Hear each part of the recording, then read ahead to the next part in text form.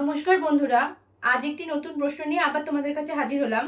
দেখো এখানে বলে দিয়েছে 111, 16 এবং 7। তারপরে বলা আছে 167, 14, 12। এই যে সংখ্যাগুলো পরপর পরপর লেখা আছে, এখানে তিনটে সংখ্যা আছে, এখানে তিনটে সংখ্যা আছে।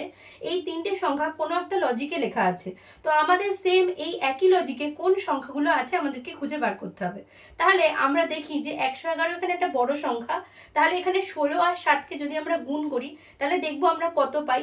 যদি 16 আর 7 গুণ করা হয় তাহলে আমরা কত পাবো? 6 7 42, 2 হাতে 4, 7 একে 7 আর 4 11, 112 পাবো।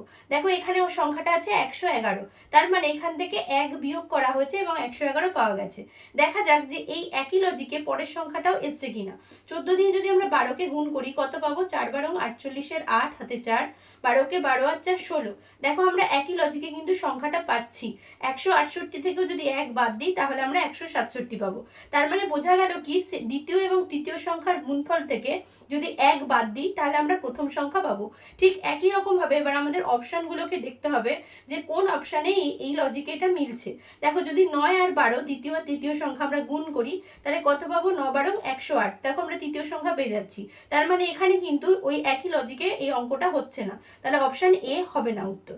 অপশান বি যদি দেখি, এখানে যদি 21 আর 9 গুণ করি তাহলে কত পাবো? 9 কে 9, 9 দুগুণী 18, 189। কিন্তু এখানে প্রথম সংখ্যা কি দেওয়া আছে? 190। এখানে দ্বিতীয় এবং তৃতীয় সংখ্যার গুণফলকে যোগ 1 করেছে, কিন্তু আমরা এখানে লজিকটা দেখলাম যে দ্বিতীয় এবং তৃতীয় সংখ্যার গুণফল বিয়োগ 1 করতে হবে। তার মানে আমার বি লজিকটাও হবে না। সি যদি অপশনটা দেখি, দেখো এখানে যদি 7 আর 8, 17 আর 8 গুণ করি তাহলে কত হবে? 7 8 56, 6 হাতে 5, 8 কে 8 আর 5 13, 136। তাহলে তো এটা কোনো রকম ভাবেই সম্ভব না। এবার তাহলে আমাকে ডি অপশনটা দেখতে হবে।